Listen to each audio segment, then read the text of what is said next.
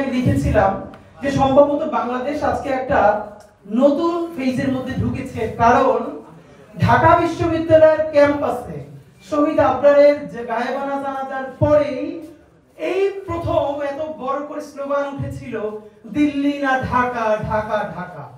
এবং আমি খুব অবাক হচ্ছিলাম যে এই ঢাকা বিশ্ববিদ্যালয়, যেখানে ছাত্রলীগের রামরাজত্ব থেকে অধিক যদি কিছু বলা থাকে, যেখানে আবরারকে পিটিয়ে শহীদ করে ফেলা হলো, সেই ক্যাম্পাসে আওয়ামী লীগের জামানায় চতুর্বৃষ্টিতে যখন হয়ে আছে চতুর্দিকে, ইন্ডিয়ান এম্বাসি থেকে শুরু করে সবাই যখন সজাগ, তখন ঢাকা বিশ্ববিদ্যালয় থেকে শুরু করে বুয়েটের ভাই বোনেরা সবাই মিলে যখন বলতে পারছে দিল্লি না ঢাকা, ঢাকা ঢাকা, তাহলে সম্ভবত এই ফেরাউসিনার রাজত্ব শত বছর ধরে টিকে থাকবে না ইনশাআল্লাহ। কুষ্টিয়ার কুমারখালীতে শহীদ আবরার ফাহাদের কবর জিয়ারত করতে গিয়েছিলাম, কারণ আমরা মনে করছিলাম এই যে আজকের 24 হতে পারলো, এবং ঠিক যেই চিন্তা থেকে অনুপ্রাণিত হয়ে বাংলাদেশের অ্যাপলিটিক্যাল জেনজি সব থেকে বেশি পলিটিক্যাল হয়ে উঠলো, তার যদি 3টা অনুঘটক থাকে, তার প্রধানতম অনুঘটক হচ্ছে শহীদ আবরার।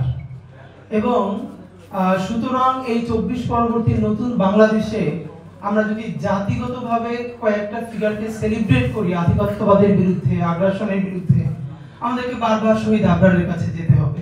এই স্বাধীন সীমান্তে আবার যদি আগ্রাসন নেমে আসে, আবার যদি আধিপত্যবাদ নেমে আসে, তাহলে আমাদেরকে প্রস্তুতি নিতে হবে আবারও কোটি কোটি আবরার শুধু বুয়েট নয়, বাংলাদেশের প্রত্যেকটা শিক্ষা প্রতিষ্ঠানে নেমে আসতে হবে।